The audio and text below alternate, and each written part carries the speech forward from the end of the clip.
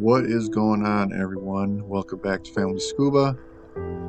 Today I'm going to be going over the dive I did on the Milwaukee this past October. Earlier in the year, I dove the Milwaukee, did a solo dive. There's another video on my channel about that, where I found an entrance to the deck below the main train deck. And I planned on going back there. This past October, I was asked or invited to go do some fun dives while pulling buoys out in Lake Michigan. And one of the dives we did while pulling the buoys was on the Milwaukee. Fortunately for me, the diver you see there on your screen had been in the area that I wanted to go check out. As a matter of fact, he left a line there, and we went in to retrieve the spool for that line. He left a line there, but he wanted to get his spool back. So very fortunate and lucky on my part that he was on the boat that day, and that he had a plan to go back.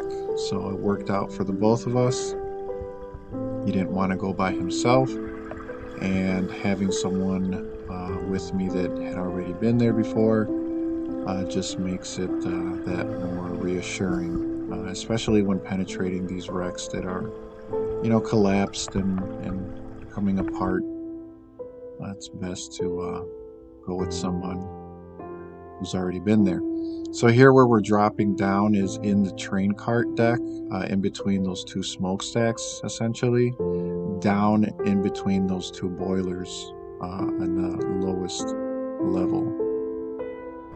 Where we drop in here is on the port side. Right now we're facing forward towards the bow. When we drop down, we're going to do a 180 and face the back.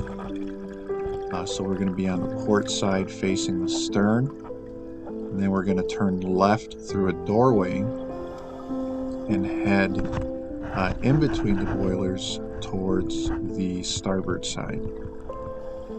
So here I'm dropping down. As you can see, even being really careful, it still gets pretty silty, pretty stirred up. Not recommended to go into any of these wrecks in any overhead environment unless you are trained to do so. It does take a really calm demeanor and a very level-headed individual to go into these places, because it can get bad pretty quickly. So you need to have the training to be able to get yourself out, and you need to be able to have the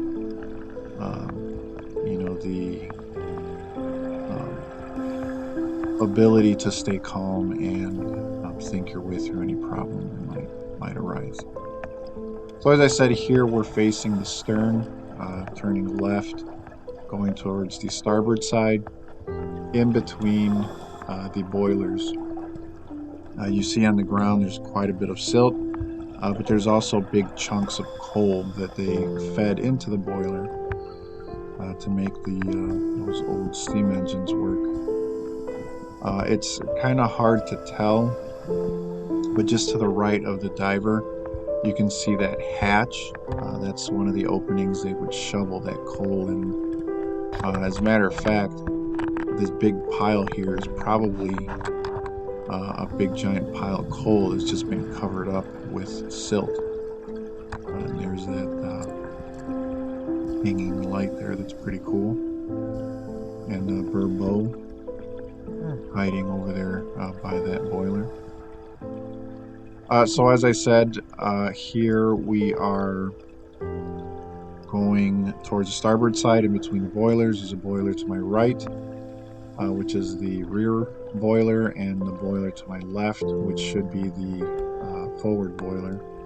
The engines are behind that boiler to my right, so we would have to go forward, there's like a walkway right there where the diver is, Toby, and then turn right and head towards the stern, and we should run into the boiler. We didn't go exploring this time. Our main mission was to retrieve that spool that he's going to permanently tie off there, and leave the line behind for future dives there. If you hadn't noticed when we went in, the line was tied off just below the opening where we dropped down. He purposely tied it off inside that area as to not entice non-trained divers to go following that line where they shouldn't be. Like I said, Toby did a fantastic job of using very small, precise fin kicks to not stir up the bottom. However, even with very good form, it's still inevitable to kick a little bit up. So be very careful when diving, doing this type of diving if you do have the training for it, and if you don't, obviously stay out of these places. Hopefully these videos show you what's in there if you've been to this wreck before, and it gives you a little bit of insight as to what you would see if you did go in there. We're going to work our way continuing towards the starboard side in between the boilers there. That ladder where he tied off the line would take you up to the main train deck, but because it's collapsed, there's no exit there anymore. So here he just goes and basically hits the other side, which isn't very far from that staircase, and then we turn around. At this point, I believe we are about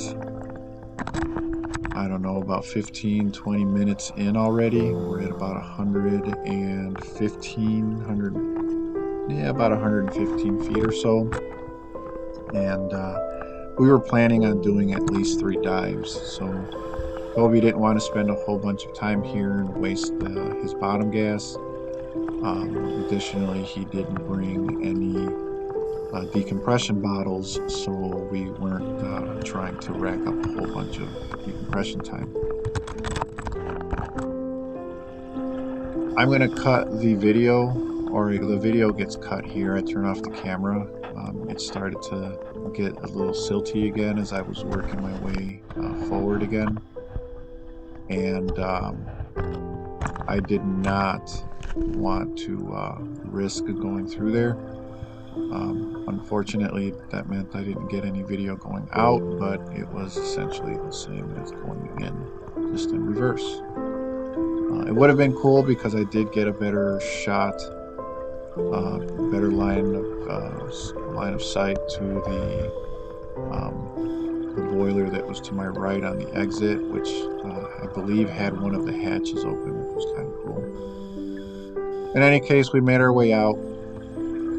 I turned the camera back on once we got to the bow, and got some footage of this area here in the front, just below the topmost deck.